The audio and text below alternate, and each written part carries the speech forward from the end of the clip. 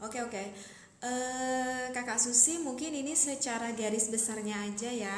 Mungkin ini secara garis besarnya aja.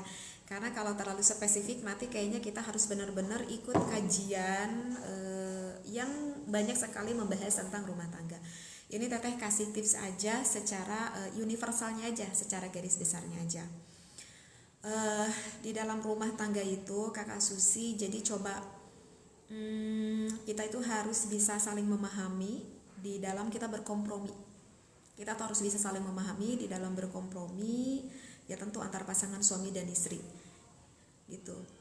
Jadi bukan hanya sekedar kita tuh membutuhkan komunikasi, ya pasti ya di dalam rumah tangga itu pasti akan ada komunikasi antara suami dan juga istri, tetapi kita harus berkompromi gitu ya di dalam sesuatu hal apapun itu. Dan kemudian pastikan di dalam hidup itu akan selalu datang permasalahan baru, akan selalu datang permasalahan baru, akan selalu datang permasalahan baru. Nah, permasalahannya itu harus mampu dipecahkan oleh bersama.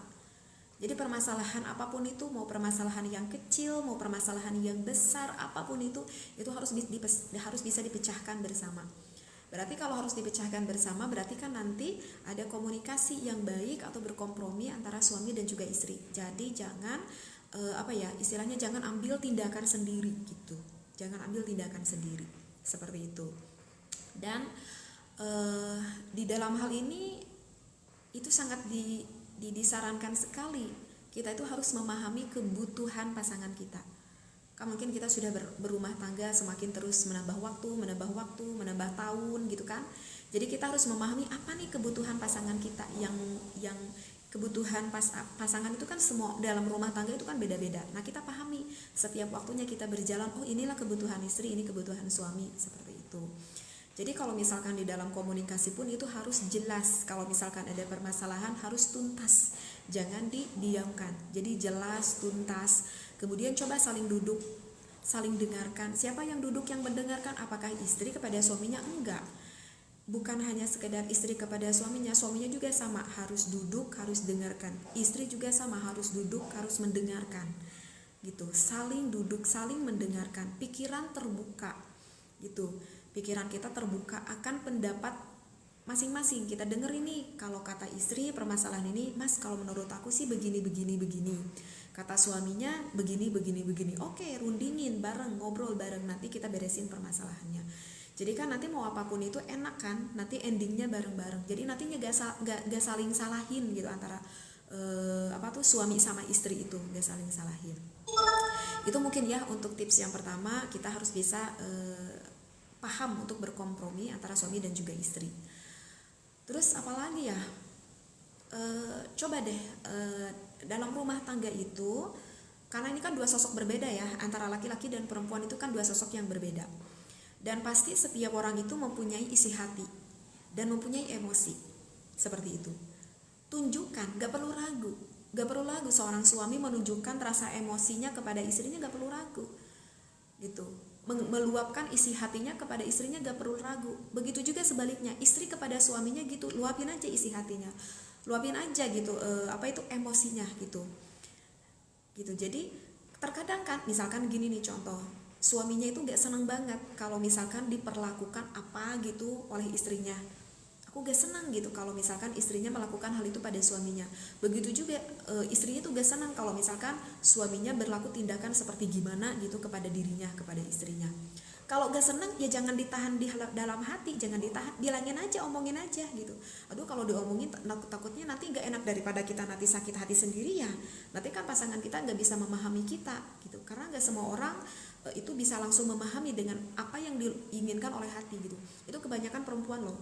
Kebanyakan perempuan itu sukanya didiemin dalam hati ya, daripada nanti ujung-ujungnya sakit ngebatin. Ayo coba ya udah, apa yang kalau kita senang obrolin, apa yang kita tidak senang dengan perlakuan pasangan kita obrolin aja secara terus terang, obrolin aja gitu, biar nanti pasangan kita saling memahami. Oh ternyata istri aku gak senang ya kalau aku begini, oh ternyata suami aku gak senang ya kalau aku begini. Karena kalau kita tidak bisa meluapkan emosi, itu khawatir loh, beban loh dalam hati kita loh, serius itu beban dalam hati kita, itu banyak loh nanti kasus-kasusnya pasangan suami istri itu naudzubillah misalkan punya penyakit yang cukup kronis, yang cukup berat, dikarenakan salah satunya dikarenakan beban yang ada di dalam hatinya mendenghel gitu ya, seperti itu gak baik. Bahkan kalau misalkan kita tidak bisa menyalurkan emosi, itu tidak sedikit loh di dalam rumah tangga yang akhirnya berakibat ujungnya kepada suatu perselingkuhan. Iya, karena merasa nggak puas aja gitu, meluapkan emosi, akhirnya dia berselingkuh. Atau lebih parahnya lagi, akhirnya terjadi suatu perceraian seperti itu. Atau bahkan banyak loh kasus akhirnya terjadi suatu kekerasan dalam rumah tangga, KDRT seperti itu ya. Jadi itu untuk tips yang kedua, Kakak Susi coba dalam rumah tangga itu kita harus bisa meluapkan, maksudnya bukan meluapkan, menunjukkan atau berani berbicara jujur akan apa isi hati kita dan emosi kita. Dan tentu itu harus ada batasnya ya kan, harus ada batasnya. Kemudian untuk tips selanjutnya coba Kak Susi kita jadi di dalam rumah tangga itu harus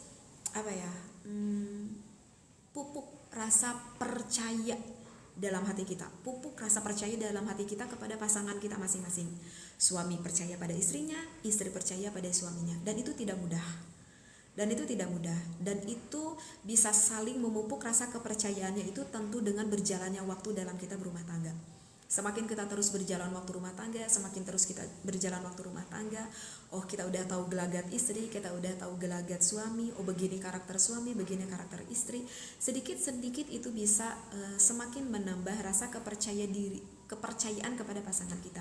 Dan itu harus dipupuk dari awal, rasa percaya pada pasangan kita. Karena indikator rumah tangga itu kokoh, rumah tangga itu tangguh, itu harus didasari adanya rasa saling percaya kepada pasangan kita masing-masing.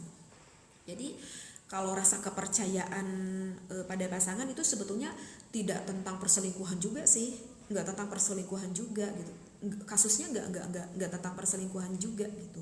Kan di dalam rumah tangga itu godaan bukan hanya sekedar dari pihak ketiga juga kan gitu, seperti itu ya. Coba kita karena kita saling percaya, suami sama istri udah saling percaya deh gitu, jadi karena berjalannya waktu udah tahu karakter pasangan kita masing-masing, kok aku yakin banget ya kalau suami aku itu benar-benar sayang sama aku yakin banget kalau istri aku tuh benar-benar sayang sama aku gitu, memahami gitu ya, karena itu kan adanya saling memahami gitu, sehingga itu kita bisa mendukung dengan jangka panjang. Misalkan contoh Kakak Susi, ekonomi sang suami sekarang lagi turun, suami ekonomi sekarang tuh lagi turun banget gitu ya, usahanya gitu lagi turun banget. Tapi ini sang istri, Masya Allah tabarakallah, seorang istri yang sabar, meskipun sang suaminya kondisinya ekonominya turun, tapi ini sang istri sabar banget, sabar gitu ya, nggak ngomel, nggak ngeyel gitu sama suaminya. Tetapi ini sangat istri luar biasa banget. Dalam kondisi ini aja sang istri tetap masih bisa senyum. Bahkan ini sang istri hebatnya, ini sang perempuan ini selalu memberi semangat gitu pada suaminya, selalu memberi semangat pada suaminya. Tenang mas, sekarang kita lagi susah uang, besok kita banyak uang, tenang aja, memberi semangat, tenang aja, yang penting mas sehat, yang penting mas semangat mencari nafkahnya gitu kan.